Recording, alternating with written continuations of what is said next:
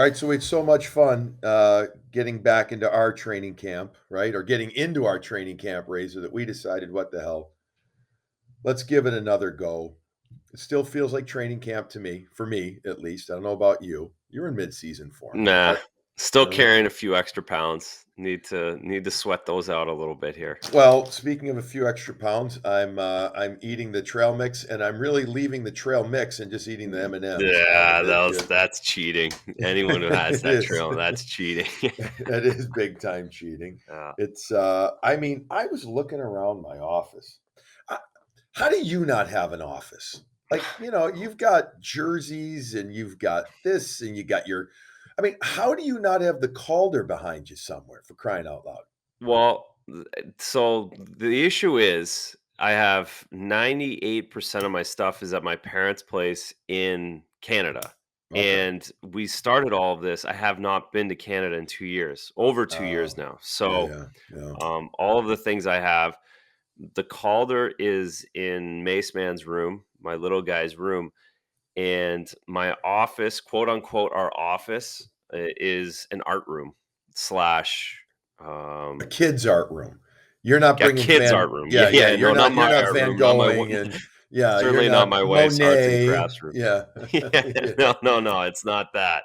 It's Okay. literally filled with recycled Amazon boxes that are built into a house. So Okay. I that's it. get That's that. why I move around. Okay. So I think actually I remember you actually told me a while ago that a lot of your stuff, especially your jerseys, were all in Canada, right? A lot of those there. Yep. But that would make for quite an office. But anyways, I was looking around my office. And by It the way, would, these and I would have gotten it by Mhm. I would have gotten it by now. Like doing this, I never expected to do this the last time I was in Belleville, Ontario. So Yeah. Yeah, we I need to drape something over that Peloton right there because yeah, I I I got don't on know. it today. So there you go. Oh, you did. Excellent. Was that Yeah. guilt or was that just actual Yep. motivation? Which one? A bit of both. I mean, I Okay. work off of both of those things. Only Okay. those. Yeah, so do I. So yeah, that's good. But yeah, we definitely need to drape some jersey over that Peloton just to give it a little bit. Anyway, so I was just looking around. I'm getting off topic here, but I'm like, holy shit, is my office a mess? With the shoulder injury, I'm thinking, oh, I'm going to clean it all up. It's the last thing I want to do. Uh, And yes, that's these it. these are rented. These are I found those at a consignment store. Those trophies over there. So those were only three. It was 15 each or three for 30. So I bought three for 30. So What a um, deal. it was a deal. But yeah, no, one day what we should do on Morning Brew when you get them, and you'll get them hopefully sooner rather than later. Go through the jerseys. I love hockey sweaters. Who doesn't? Like, what hockey fan doesn't? Well, the To best. go through Yeah. the hockey sweaters, if they're not, are they all framed or are they not framed? Are they both? Or is it for No, you? no, no, no. I didn't frame them. No. Go through them and look at them and discuss them. And like just, I find that fascinating. And one day I would love to go. I mean, I'm like the biggest little kid in a candy store at the Hockey Hall of Fame. And when the mask thing in front, when you walk in, they Oh have the yeah. goalie mask there. It's one of the Yeah. most The incredible best. visuals of hockeyness. Um, and so I'm really getting off topic, so I'm sorry about that. But anyways, I just think I've got all my I masks too. That's the best part. That's better than my jerseys. All my masks. well then let's go. So what we need to do one They're time is okay. to go through a razor cast. Yeah. Okay, that's what we're gonna do. We'll do it live from Belleville. Oh shit, yeah. I've never been to Belleville. I've never been. Yeah. So I was supposed to. Well, this will be worth it. It would be. I was supposed to be going to Whitby. I'd never been to Whitby, Yeah, but that got it's canceled. close. Yeah. But yeah, I'd like to do I'd like Whitby, I mean, it's right around the corner, so you could do both. okay. Well, yeah, that trip got canceled. The Silver Sticks for the US teams got canceled, so we're not going. Yeah. Anyways, No my good. office is a shit show. It's a mess, but we are getting organized. And I guess the reason I was even bringing that up because I'm like it's training camp still, and like when the regular season begins, it's amazing. I don't know about you, but all of a sudden, like my clothes closet gets a little cleaner. Like you get organized. My office gets a little more organized because it just looks awful right now. So Yeah. Less But time at home, that's why. that's true. Let's do this. Let's just talk a little bit about how the Bruins just ended their preseason schedule of games.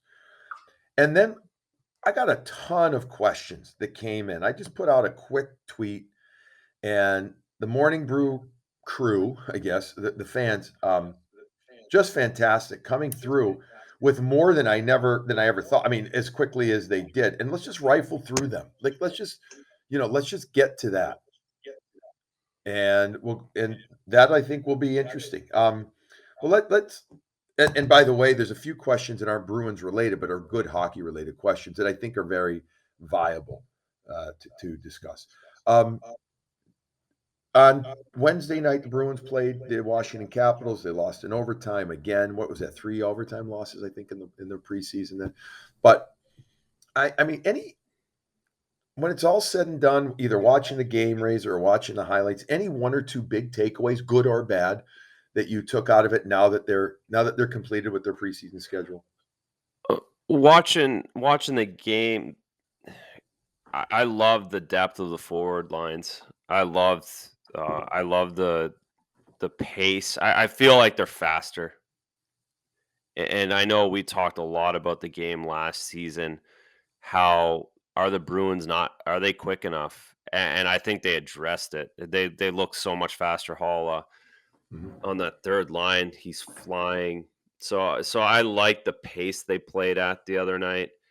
Um, Certainly, we'll go to Allmark, but like I said in the show prior to that, the giveaway in overtime, the couple 5-hole goals, those things are you clean those up, and it's a process for the goalies more so than everyone else.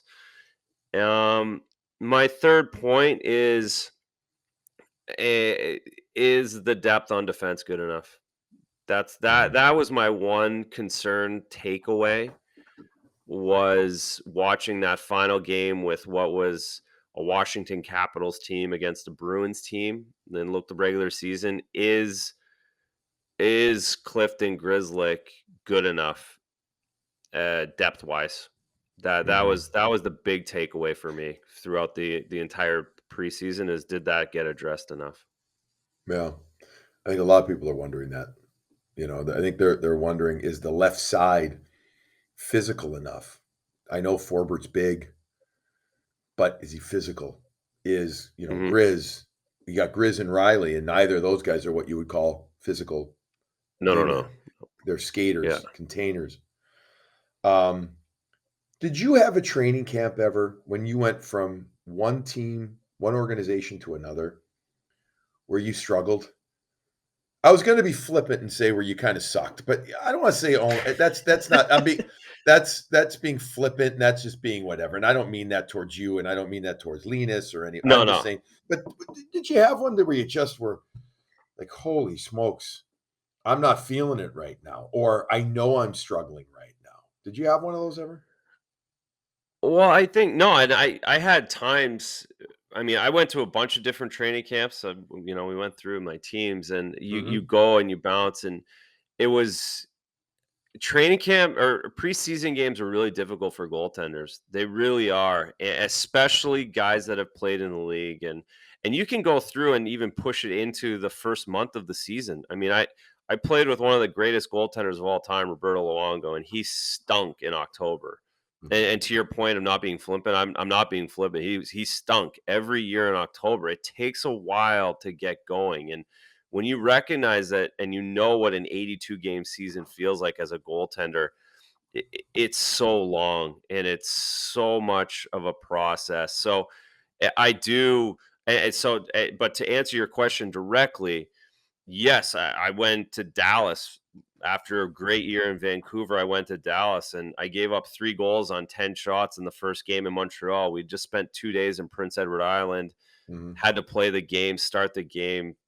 Got no work. Everything went in. Like, it was just frustrating. And that was my first game there. And then you go back to Dallas and then you do it again. And it's like, God, I'm not getting the right work to really play well. These things are going in, the bounces aren't going my way. And mhm, when you're only playing 2 games or one half in one full game, everything gets magnetized in a preseason when you first show up there. So again, I think we're doing that a little bit with Allmark. Well, I know we're doing that with Allmark right now, and like I said on the first show, being the young guy, being Swayman, being dialed in, and being here already, but knowing that preseason's more important for him than it is for Allmark, that creeps in.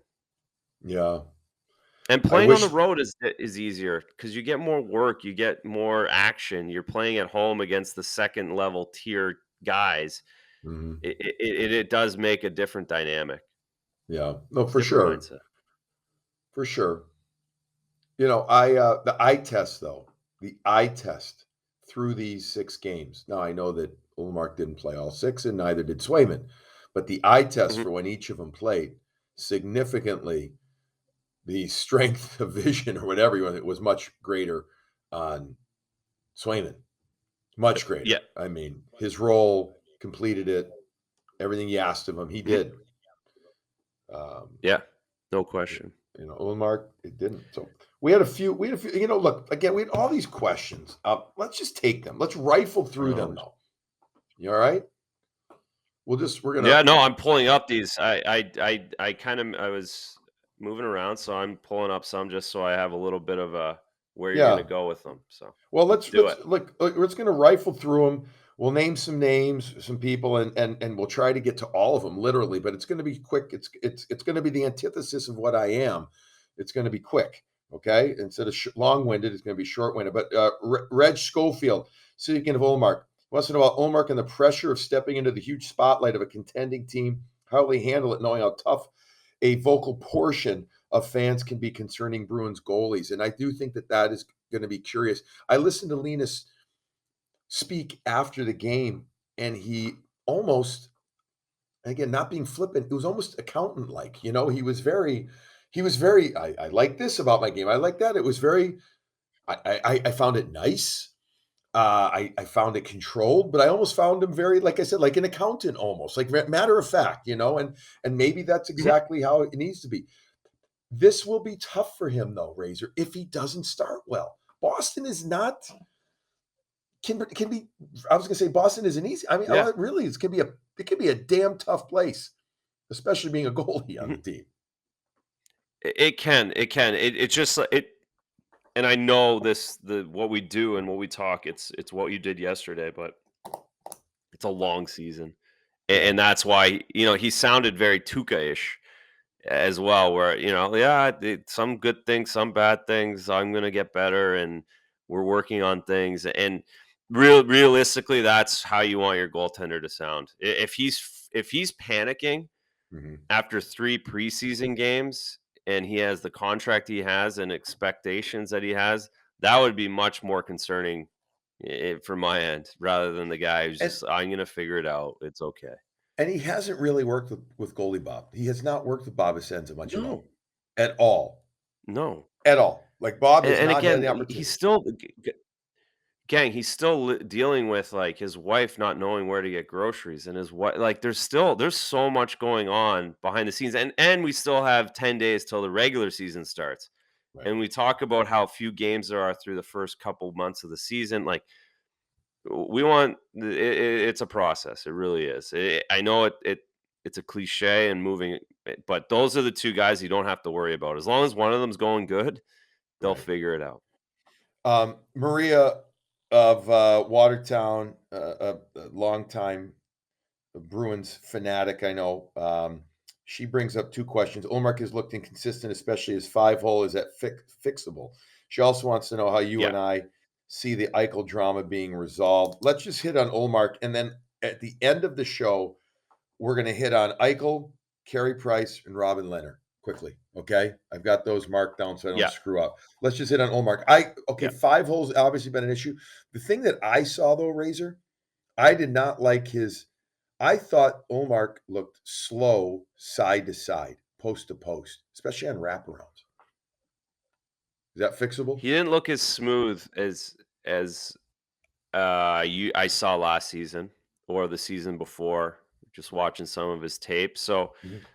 but those to the those are all fixable. It's fixable. The 5-hole just happens again. It's such a small sample size. It happened 3 times in the game. 2-on-1, breakaway. He got scored below blocker twice on 2 penalty shots as well. Mhm. But those shootout things, like, you have to understand guys just want to get out of there for that shootout. Like that Right, it's a nothing. There's no one, it doesn't mean anything to anybody. You just right. want to leave Don't and get get out of hurt. there and not Yeah. be don't get hurt, blow a groin. Like Yeah, it really doesn't, it's not going to register. The guys don't feel the same doing that. You have to believe me when you're doing a preseason shootout that doesn't mean anything after the game's already lost. Um, and then to the game, the Mantha, that's a nice play. That's a tough play. So it is fixable. It's not a big deal. 5-hole. It's alright. okay. Let's see, no particular order, folks, for any of these. R. Lawrence Darcy asks, 1, is Jake DeBrusk referring to being showcased like Spooner was? 2, does Swayman need more time in Providence, and if so, how much? I don't think Jake is being showcased like Ryan Spooner. I don't. I think they legitimately want Jake DeBrusk to succeed, at minimum 15 goals, preferably 20 goals. I'm rooting for him. Do I know in my heart of hearts or believe in my heart of hearts that that can happen? I'd like to think 15 can. I would. 20, that would be glorious. Is he being showcased? No, I think his play will showcase him. You know what I mean? I'm absolutely, personal opinion, convinced that they tried to move him, at least talk to teams this past summer about it, and I just don't think they got anywhere near the offer that they felt was viable. So therefore, showcasing, no, they want him just to play great. They want him to play great. So I don't think he's being showcased. Yeah, yeah, 100% nailed it on the head. He's a first round pick from this organization. They want to have him be here for a long time, scoring 20, 25 goals a year. And if he can do that on that line right now, so no, I think this was a showcase for Jake to be on the Bruins and be on the third line and play with good players. And Yeah, I think he did a good job at that. And does Swayman need more time in Providence? maybe. I would. I kind of said I've thought he did, but he looks nails. Looks nails in preseason. Looks like he can handle it. Um, and It's when I say maybe, who knows? I mean, like right now, no. Right now, he looks awesome. yeah, He looks to be yep. so sharp. But we have You're history. not We going to have let him get history. ruined. He's not going to sit on the Right. listen. If he plays poorly and he sits on the bench 15 games in the NHL, then yes, he has to go to the minors. And they know that. They know how to develop. They did it with Right. Tuca. They know. So he's in a good spot right now. Does not need time in the minors. Does not need time in Providence. Uh, and Yeah. hopefully he never does for his sake. Okay. That was Lawrence Darcy at Roland D13. This one comes from Big Billy. I like it. All right. Billy Peaks, I guess is the name. Is there reason, trust me, I peaked a long time ago. Is there reason to be concerned over a lack of toughness this year? If Frederick is not in the lineup, it's going to be a long year for Foligno. It's not only going to be a long year for Foligno if they don't play team tough, it's going to be a long year for the team. I think, and It's if gonna be you're a long talking year for Brad Marchand and David Pasternak. exactly, and I I mean, I'm assuming is Billy Peaks is talking more about the rough stuff, not just body checking, but just handling themselves. I mean, Felino's not much of a fighter. He absolutely will if he has to, but you know, I, there was another question in here too about Frederick. Why don't we just combine both of these? I haven't thought Frederick has been impactful nearly enough in preseason. As much as Jack Studnicka and Jeremy Swayman Razor have done everything that the coaching staff and management have asked of them, have hoped out of them, I would say it's the opposite for Trent Frederick.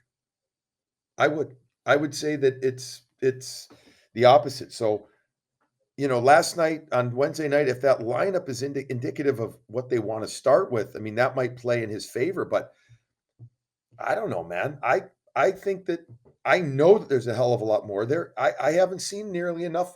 Forget just toughness, just overall everythingness out of Trent Frederick so Oh, he far. he he can't. It looked like he couldn't get to a spot. Mhm. most of training camp, and that spot being whether it's a forecheck, it just didn't look like he was able to. And listen, that line's faster with Nosik and Lazar on that. That line's cooking now, and it looked like he was having a hard time keeping up to it. So yes, it has been. I think he's and that's those are the real unimpressive. Allmark's one thing, but he's going to figure it out. He's been there, he's done it. Frederick was one of those second year sophomore slump guys. He's teed right up for it. The way he didn't play a lot of Mhm. games down the stretch at the end of the season. He's got a whole lot more to prove than some of these other guys, and I don't think he did himself any favors in camp to start the season. Yeah, I agree. Ryan Curry at Rye Curry asks, "Is this a Stanley Cup roster?" Uh, I would say not yet. I would say not yet due to the defense, the depth, and the But overall, size, I think, and wherewithal, especially in a deep playoff run. Um, I'd say that the depth up front is better, and you could tweak that and make that a Stanley Cup type, roster. But I think on the back end right now, I mean, again, we sit here and talk in preseason. The back end needs to be altered. That's my yeah, take. yeah, and to also put that in perspective, I is there any team that really thinks they have a Stanley Cup roster right now? Maybe the Colorado Avalanche. Maybe that Tampa, might be it. Tampa. Tampa. Listen, I Tampa know they lost believes their it. Why third wouldn't line. they? Right, right, Yeah. right, Why wouldn't they? But they're not as strong as what they've been. And listen, 82 game season it feels like we don't even know what that is anymore. right. It was so long ago that an 82 game season, like literally the last teams that were in the Stanley Cup Finals in an 82 game season were the Boston Bruins and the St. Louis So Blues. yeah, And that and feels let like a millennial ago. oh my god, that was yeah, you're right, like a whole different atmosphere or stratosphere, whatever Yeah. it's called, a galaxy. Yeah. Um, Yeah. let's not forget too, Razor, that this year's 82 game schedule is also one of these cockamamie. That's my old grandmother, Nana's word. Um, I like that. I think thank my you. mom uses that too. Exactly. Well, make you feel at home in Belleville. It's also a shortened, condensed schedule again. This is going to Mhm. be crushing to these guys. Of course, to the guys that go to the Olympics, but forget even them, the others. This is going to be every other day, 82 games. This is not going to be easy. So it's a good point by you, but we haven't seen an 82 game season in forever. But the way I look at it right now, I like the depth. I'm with you, but up front, I need to see some more depth and more physical size on the back end. I think to really be Yep. comfortable. All right, Melissa, LG Mags 333 asks probably a stupid question. She makes a statement, not a question. But one of the things I've noticed about Hall is that he falls a heck of a lot. Is it because his feet are always moving? I mean, I'm gonna say it's because he's falling. I don't know. I mean, he falls. He's a powerful skater. I actually feel that you know what. One time, a coach actually described him to me as he's the old bulls and the china shop sometimes, and he actually sometimes needs to let the play come to him more than trying to always create the play. And perhaps that's it. He's just at times doing is it too much or trying to hold on to the puck too much, and therefore there's contact, and maybe that's why he's down more. Yeah, he's too fast for the play at times. It's almost his way of stopping at times. He just like hits the deck rather than skating full blast Hmm. into the end boards. Yeah, which is yeah, So it's probably a decent observation, but it's not something. I mean, the guy won an MVP in the league, so right. um, Yeah, it's I'm not. probably just the Yeah, way it is. okay. B. Roy 38, Benjamin Roy. Do you think there's a chance they waive Chris Wagner and keep Carson Kuhlman? And he puts in parentheses like they should. He asked a question and then gave his opinion too. We have an opinionated group, as we should. That's what we like from our morning brew fan. Imagine that on Twitter. Yeah. Do you think there's a chance they waive Wagner and keep Kuhlman? Um, I don't think yet. I don't think right away. I think Wagner will be your 13th forward right now. I do. I mean, heck, if Frederick doesn't get going in, the next 9 days of camp, Wagner could even play. Mhm. Now, does that mean that they wouldn't waive? I don't think they'll waive him right now, but if other players are doing more and the team is struggling, there's always that chance that a veteran like a Chris Wagner could get waived. But one of those two guys is going to, just like a couple of defensemen are going to. We know it. Yeah. Yeah, and I think with the waiver wire this year, if you're putting someone on the waiver wire, you're not they're going to the minors. So you have a different I just think it's not a waiver wire where you're putting them there to lose their salary or lose like you're no one's really expected to get picked up on the waiver wire is what I'm trying to say. There's so many guys out there. Anyone Mhm. with one-way contracts are really hard for teams to pick up if they haven't done it already. Teams want flexibility, they want smaller contracts. So any of the veteran guys that go on waivers can basically be expected to go to the minors. I don't think that's something most of these teams want to do. Yeah, be interesting to see because there are going to be from vets that end up being on waivers. There's going to Yeah. be that. It'll be interesting. I'm curious to see. Anthony Amico wants to know. I'd like to know what you expect from Frederick and how long his leash is. He said he'd like to see Lauco in that spot. We touched on Frederick. Um, I don't think it'll be a very long leash. I just don't. I don't think they can afford to wait. They need him to play a real grind role, a real physical role. So, anyways, I don't think. And I'm just going to add this one from Kyle 15 Lynch. Do you think Trent Frederick is underperforming? Could Jack Studnicka take his spot on the fourth line? We discussed that the other night, Razor. We discussed, you know, I'm a believer of if Studnicka continues to shine like he has in camp, heck, I would put him on the fourth line, even if it's just one game. I would. Now, maybe The that's not great. It moves Nosek out of his best spot, but I would consider it. Well, so I was thinking I'd leave Nosek at center and put him on the left wing. That was my thought when I was watching Coyle buzz and that second line. Coyle looked great. He looked fast. He was keeping up. The second line looked great. My first thought to all of that was put Stanika on the left side and let that fourth line really cook. Maybe they get some speed. Maybe they score some. Like keep him in the lineup the Mhm. first couple games. And you talked about it last show. Reward the kid. That's a way to do it. And also, who knows? Like, listen, it wouldn't be the worst that maybe you catch lightning in a bottle and that fourth line becomes great and you can play them Right, 12, 14 minutes a night. That's not the worst thing right. either in this 82 game season. So, at the end of the day, um, it probably isn't the way anyone drew it up, but that's how most careers and most teams end up throughout the NHL Yeah, season, anyways.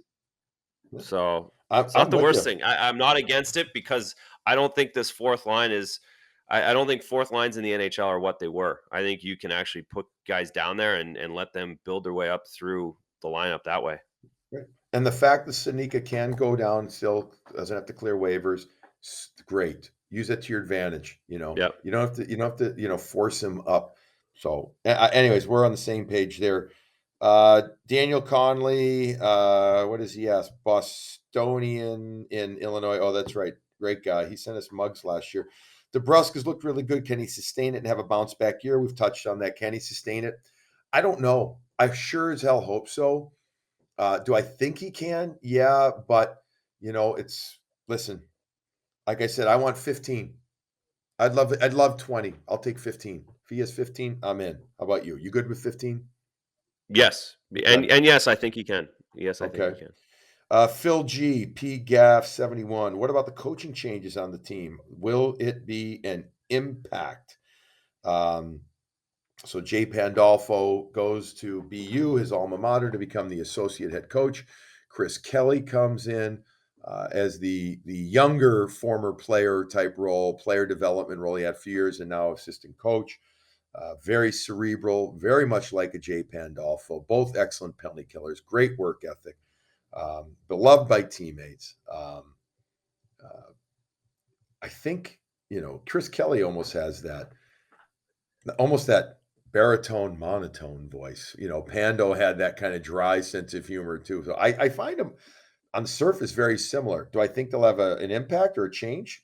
Sure, they could, but I think both those two guys are winners. So I think these are both great choices. You know, Yeah, to that point, like zero impact because they're both great and fit and similar, and so yeah.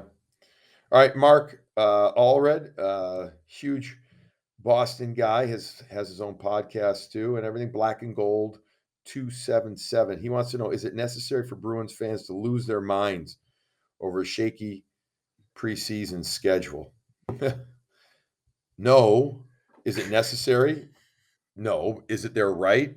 Or sure, if they want to make themselves crazy, they can. Well, do you have a team that was? You said that Luongo sucked in preseason and then was awful in October. By the way, I remember some of those vividly.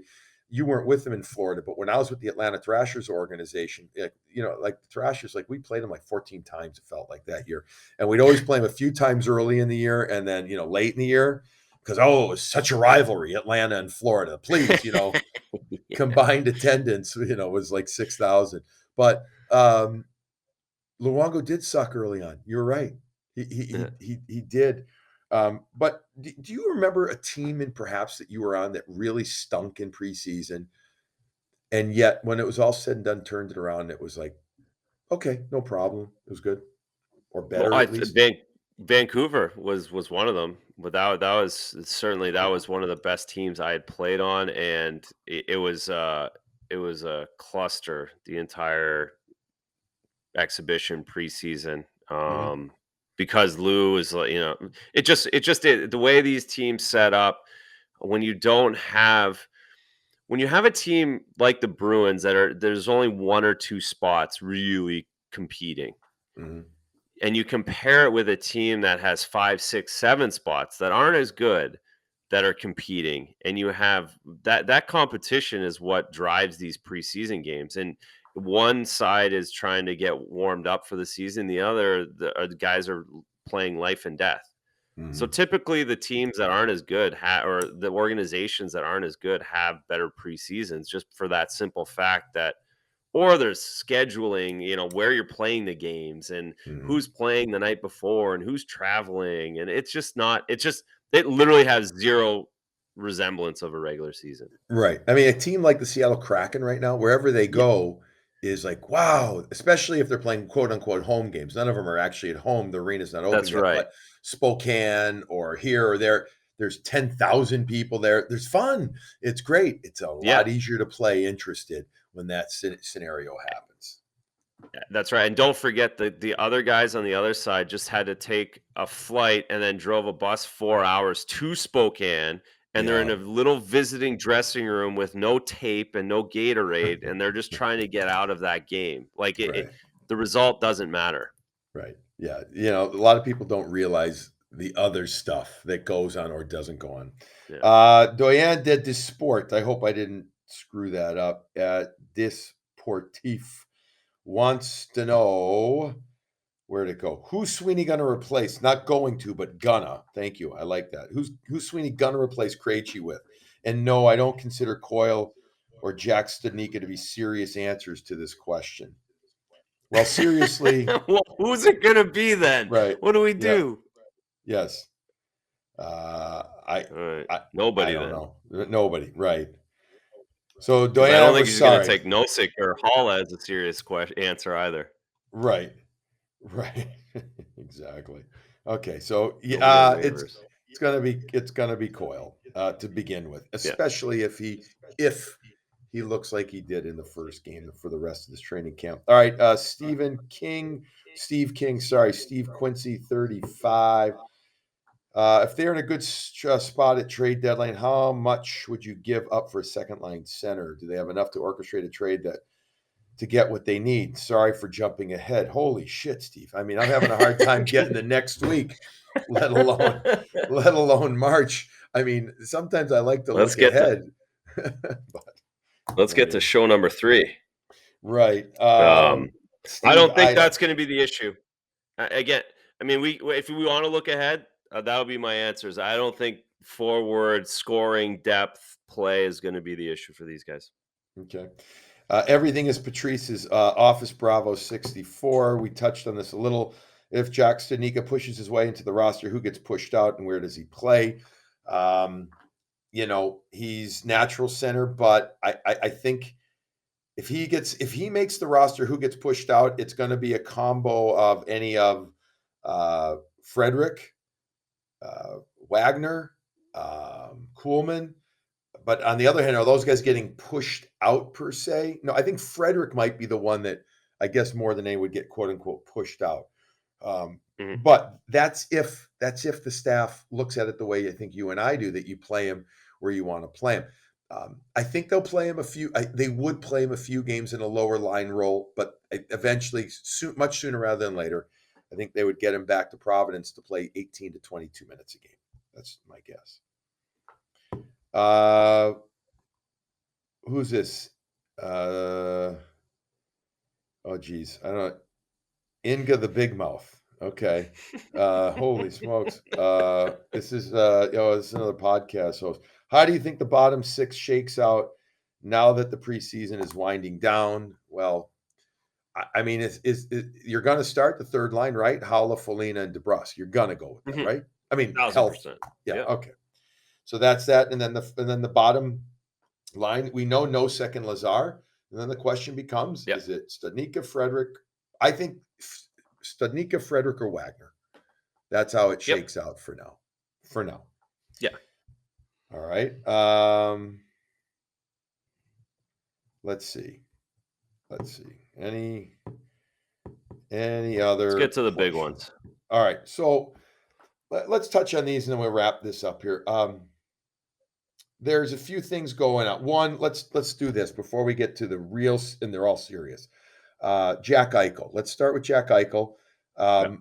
Supposedly, there's some teams now that are getting a little more understanding and not control, but vibing in on the type of surgeries that he wants.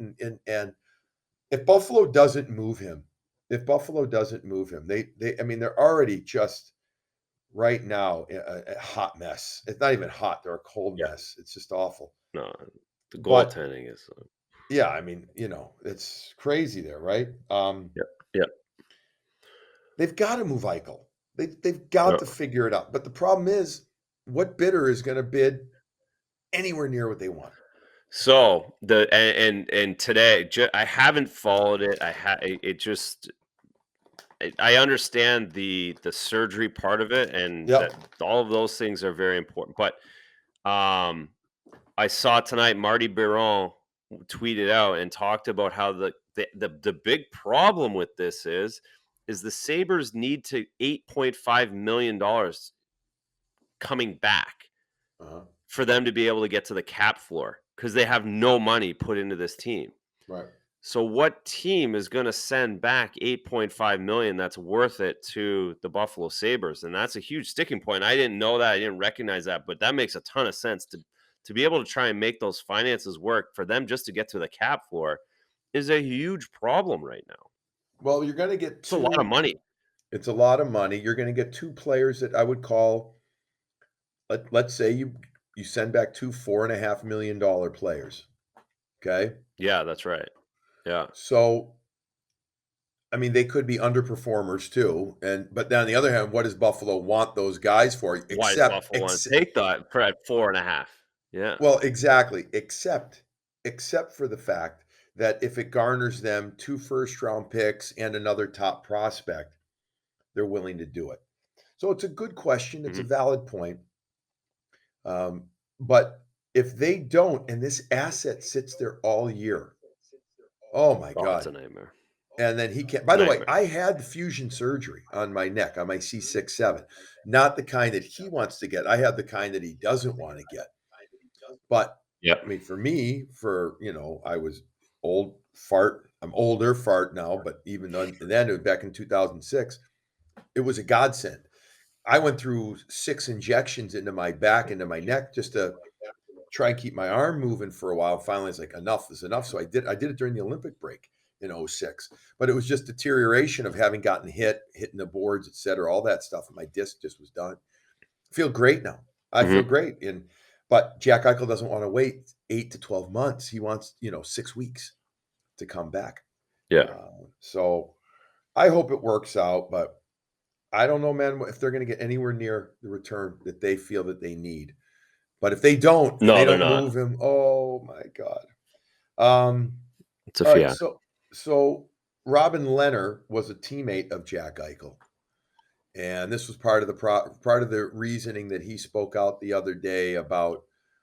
Um, I'm really paraphrasing here. The issue of Mhm. uh, script meds being given out without the scripts, the way certain coaches handle players and all that stuff. I mean, it's a very generic general question, but were you upset, taken aback, didn't bother, liked the comments made by Robin Leonard the other day? I was to hear a starting goaltender in the NHL come out and do it the way he did was taken aback. He wasn't saying anything most people don't know about things, Hmm. and it certainly is helpful. I think his point was the biggest point that he came with was that the retired guys can't come at this once they're out of the league. It's really hard for anyone to pay attention, and he wants to do it while he's in the league. And that I resonate with, that I agree with. And if Hmm. he's willing to stick his neck out there and his organization's behind him enough to support him to do it, then hopefully you can make some change. And I don't mean this broad stroke of change, and I think the word's gotten used a lot. One person can't change an entire culture. I just think that he can ask questions. He can bring things up that people smarter than all of us hockey players and people within the business can look at and try and make better. So I was taken aback that he did it. It's a lot of for him to take on a week before the National Hockey League season is, and he's expected Were to stop a uh, lot of pucks. were you taken aback, or are you just shocked, very surprised? Meaning, taken aback almost has like a whoa. I don't think you should say that. The way I read it, Razor. Maybe I'm not understanding Yeah. exactly what you say, but because I wasn't taken aback per se by it. Because it didn't offend me. In fact, I'm like, I've we've all heard of stuff going on, certain little things here and there. We all know, you know what I mean? Like, Oh yeah, the Toradol and the Ambien, and I right. mean The Ambien that is stuff's all real. Yeah, that's real, right? yeah. So I mean, but he had a lot of, he had a heavy accusatory tone in his comments, and I wasn't taken aback, but I was like kind of shocked. I'm like, you better back this up. I mean, you're saying this Mhm. now. It's that to me was how I was like. That's where I got very surprised by things. Yeah, no, yeah, and that's it. It was the way it was, to your point, the way it was presented, and I think it's Twitter too, right? It's social media, and the context and the way you want to. We all listen to it or see it and read it in a different voice in a Mhm, different way, and you hope that he is trying to make that change, and you hope that what he's doing and it does make things better. And again, we're going to just talk about it right now, and I'll segue into it, is the Carey Price stuff coming in right behind it, mhm. um, within 7 days. I mean, it, there's a lot of this going on, and I guess you just hope that there's change, and you hope that he doesn't drag too many people into it that don't need to be dragged into, that are innocent bystanders. That's the one concern, is that when he brings up Elaine Vigneault, Yeah. people automatically assume that AV's handing out Ambien on the plane, and I played with AV. That's not how it works. Mhm, That's the accusatory part where you can't do that, because that's not fair to a lot of other people in the business that are doing the right thing, like an AV who gets tied into this, who Right. again, he's hard to Who play for at times, but he's not handing Ambien out to players. right, and Leonard came back the next day or 2 and said, let me make something clear. I'm not saying Avino does anything with illegally with drugs. He was basically saying the way that he handled players, that he was, Yes, you know, but but when you tie it all together, right, and you're doing it on right, Twitter, right. that's scary, See, to me, nerve-wracking. I was more okay, he came out and then he said, "You like start with Elaine Vigneault." Listen, everybody's entitled to their opinion, but give me something. Give me if you're gonna just throw out fire AV, Mhm. why? Yeah. Give me something specific. You know, you say you're gonna let a story a day go. Well, shit, give me something then. I mean, because now you've just, you know, the guy might be hard to play for. He might have an image of himself that, you know, some players don't appreciate. But you know, that one comment Yeah, took that's me the back a problem. little bit. Yeah. Yeah. That Yeah, one yeah. because And you know what, to be honest, I glossed over that because AV was my favorite coach. I had him and I loved AV, and, he was so I actually, like, looked past it because I knew that was just mhm, Twitter yeah. gargle. Um, let's touch on Carey Price here. Obviously, first and foremost, truthfully, doesn't matter what his issue is. It's significant enough that he took the time to go to the Players Association and basically, you know, submit himself to a minimum of 30 days away from the game, away from his team. Um, and you know, it's not substance abuse anymore. This is a player outreach now. This is a, you know, player assistant type thing. And let's hope that he gets it, whatever it is. But this is a huge blow to a team that already had lost an awful lot of veteran leadership. Um, you know, Shea Weber out with an injury, Corey Perry gone, Eric Stahl gone, team that went far. Obviously, the hockey part of it is secondary, but since we are a hockey show too, I mean, this is an insurmountable loss for this Canadian team. I mean, this is I don't know. I mean, I look at them as now a team that you don't even almost need to worry about right now. And again, I'm not playing down Carey Price's issues. I want him to be healthy, Yeah, safe, and in a good place. of course. Yeah, I mean, they could rally around it. We've seen the spirit of the Montreal Canadiens and Mhm. their ability to, conjure spirits and ghosts. You talk about the ghosts of the forum and the tradition they have, and I think so. I think there will be a big rally. I mean, the Prime Minister of Canada is tweeting out and talking about Carey Price. So and all the support that's behind him. So I think a lot of support will go to Montreal. I think a lot of support will go to those players. I think a lot of support will go to Jake Allen, who's a pretty good goaltender. He's been really good in Montreal. Got booted out of St. He Louis has been by better. Jordan Yeah. Binnington, but he's okay. And I guess the other it's more a matter of what 30 days, 40 days you can survive it. To your point, Mhm. insurmountable if Carey needs 8 months to get himself sorted. That's a whole nother issue for that team, Yeah. hockey wise. Right. And Right. so it certainly puts up a much different view of the Canadians than what we might have had 2 days ago. All right. Almost done here with Carey. And then Hockey one other wise. thing. Um, how common was it when you were playing that you knew players needed help, whether it was for substance abuse or emotional, mental stability, that they didn't do anything about it because they were afraid to, or because they didn't have the, you know, the whole mental health aspect of things is so big now. Um, how many guys suffered significantly in your day because they didn't have this type of thing?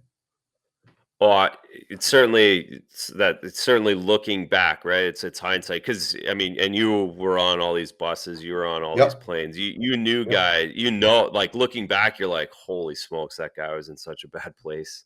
Yeah. I think it's actually probably it's bad. It's two or three people on each team. Really, when I look back on it, I mean, I played with Wade Belak. I played with Ripon in Mhm. Vancouver the year before that summer. So there is a lot of cases of this, and the fact that one of the biggest names is coming out, and you have Robin Leonard talking, like this is a big deal for hockey. It's a bit like we're all looking at it. I get a lot of texts when this stuff comes out, and like, man, I'm glad players are able to do this and feel okay with it because yes, there was way too many for me to really count. It's a big number on a yearly basis that guys Eh, dealing yeah, with that and stuff. you're more mature now, so you see things more clear, and Uh-huh. you have experience now as well, so you Correct. understand, and at the time, Yeah. you don't know as much, and at the time, you're always so worried about yourself. It is, Mhm. pro sports, I know it's about the team, but the truth is, it's 23 independent contractors that are holding on for dear life. Maybe there's those few superstars that know that they don't have to worry, and that's a whole different thing. But maybe there's 18 guys on a team that are like, holy smokes, I can't do Yeah. anything, say anything that's going to be whatever because I just got to worry about me and I got to Yeah. make it. And it's tough. It's tough. So That's right, and to that point, right? It like Kerry can do it at this point, right? right, There's a lot of guys, and you would and to the other point of that, you're worrying about yourself. You're sitting there on the plane, like, man, that guy's a mess, but I have to worry about my game tomorrow night. Like, I can't right, spend any energy on that. I'm trying to keep my family together, or right, my shit together. right. Um, Lastly, Uh, both you and I have a significant involvement in youth hockey, and we love it. We know what it did for us. We see what it's doing for our children and other children around. There's a significant issue in Massachusetts. I know this is a Bruin show, but we've covered a lot, and I know it's long, but we're giving it to you folks because we're not doing another show for about 5 more days. So enjoy this one, and we Take appreciate you 4 days to listening. listen to it, whatever Yeah, you do. exactly. Really, this is nothing compared to some other podcasts, by the way, that go four Yeah. hours. Um, Massachusetts and many, actually, almost every market across the United States, not an exaggeration, is losing officials at a perilous amount, a scary amount. We're down 900 in Massachusetts last year to this year for youth hockey. It is a major problem. It's an epidemic. It is of major proportions that a few people I spoke with, one in particular a few years ago, predicted that this was happening, that we are going to be in this spot. The amount of games have increased as amount of teams and organizations have increased. The amount of officials hasn't. In fact, it's been decimated in the last year due to the pandemic. But that's just one little reason. It's primarily due to the way coaches and parents and then players deal with the officials. And they say, we've had enough. Screw you. This is stupid. It's been out there on Twitter. It's been out there on Instagram lately. What do we do about this ref issue? Rhetorically asking. This is what I would like to say here. Listen, I don't know how many people in our audience are youth hockey parents, coaches, it's whatever. Razor, you played in the league. I played at a pretty high level, Division One, and a little bit, screwing around after. I refereed for 4 or 5 years. I was an official at the juniors and as a referee right away in juniors, and then a linesman in the CCHA right away. Um, this Some of the shit that happens at youth hockey games is some of the stupidest things I've ever seen. I have been blessed to coach phenomenal families and have never had an issue once in the 4 or 5 years of coaching. Well, we made it clear too. We're not going to tolerate that, type of thing. But our parents Mhm. are amazing. We got lucky. Other teams, oh my God. Mom's banging on the glass, dad's yelling things from the stands that are this unheard of, like just ridiculous. I don't know what we do except 2 things. 1, we get rid of parents and we get rid of any coach who gets kicked out once, and it's not a 1-game suspension, it's a 10, and then it's a 20, and then you're done, okay? That kind of thing. But you get rid of parents if you have to, out of the rink. You get rid of coaches that are, you know, selfish in their behavior. But the other thing we do is we make every parent that registers, at least one parent that registers a player for USA Hockey, to have to go through an officiating class. I don't think that will happen just due to the time and the money, but I think it should happen. They should be forced to go through a class so they understand what they don't know, which is a whole ton of shit that they don't know. Listen, you're a friendly guy. Did you ever argue with the officials, relatively speaking, when you played? I'm guessing you gave a few of them, whatever, but Oh did yeah, you know, you get heat of the moment, but never. Listen, I mean, I saw someone. I my little guy is at a game. He got kicked out. This a random parent on the other team got kicked out this past weekend. It's and then try explaining to a team of 8-year-olds why and what's going on and why like I mean it's such a toxic culture and I would my couple one idea. I think you to your point, you have to go coaches and parents. It has to fall on them. uh And I think you go to the club, and I think one person gets kicked out, then that club has to pay for a detail in their arenas for a police officer to stand with their parents for the entire weekend. You start weeding them out because to your point, it's this it's a mob mentality. And if you have 2 or 3 bad parents on one team, it turns the entire team into bad parents. mhm. And What do it these parents think they're getting? It's again, I'm uh, rhetorically asking. What do they think they're ho getting out of it? it's incredible. It is absolutely incredible to see any adult of any kind complain about an offside or an icing at any of these games. And I mean all the way up to the Yeah, Boston Bruins. yeah, For someone to complain about an 8-year-old mite offside is so incredible to me every time it happens. right. And to even it They just missed the none of it trip. makes They sense. missed get out of the But so way. I don't know where they're coming from. That's the problem. I can't help because I don't know. I can't fascinate it. It doesn't make sense. I went up to a parent, a male, 2 weeks ago as a representative of the league that I am you know, a part of. He's saying some things, banging on the glass a little, but more just yelling stuff. I just went up to him. I said, "Hey, I'm so here. I'm Billy Jaffe. I'm from Eastern Hockey Federation. I we need these refs. We don't need you doing that. Ah, no, no, no. They're doing great. I'm like, what?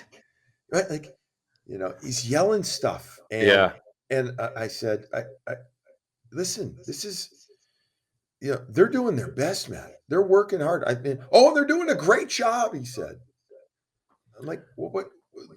You're not There's acting no like that. correlate. They don't put it together. That the people are that and it's that's a great story because I have this a similar story where not and it wasn't my team. My buddies coaching one team. The other coach is f bombing across the ice at the refs, at the coaches, and then so my buddy talks to him after.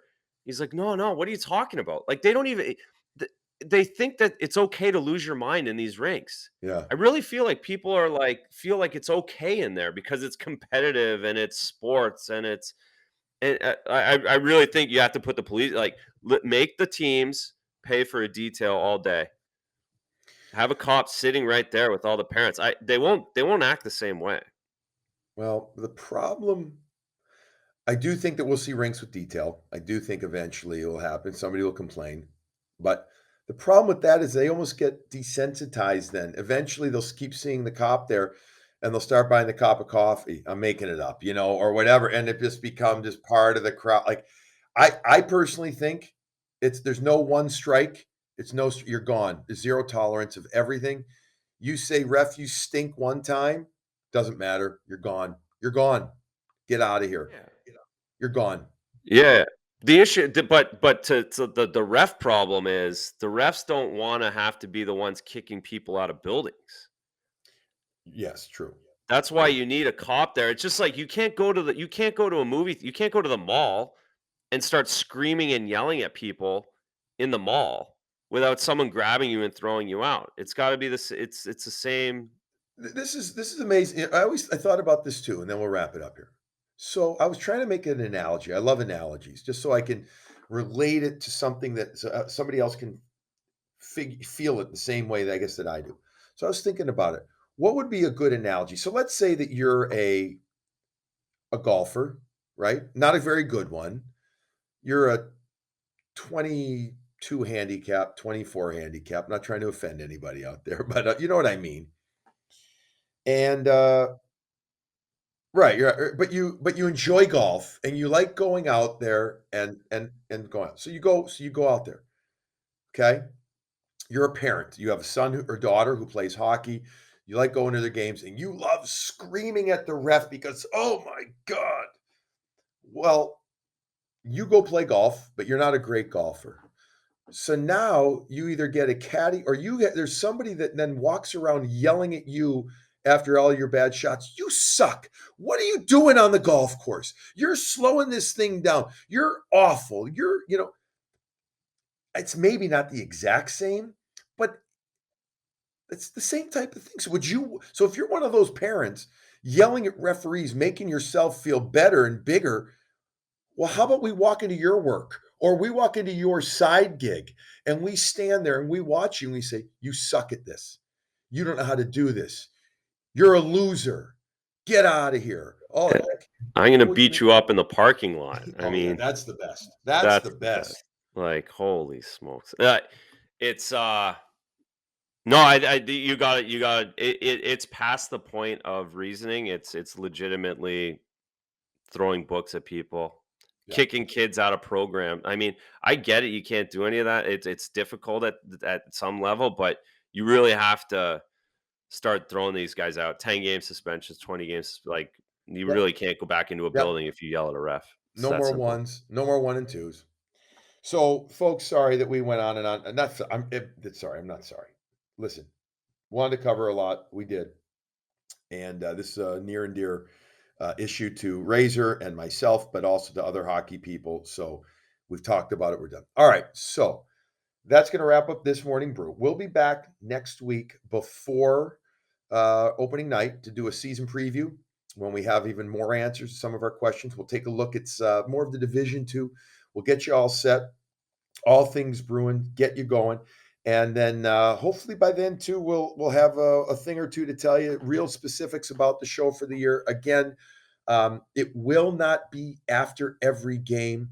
However, it will be regular, most likely on average 2 times a week, if not even a little more here and there. But hopefully we'll have some other information regarding distribution and some other things for you as good things are happening for Morning Brew. So that'll wrap it up. Razor, have a great couple of days. Enjoy your Columbus Day weekend. I don't know if you have any hockey planned or not. We've got a hockey tournament and a few other things planned.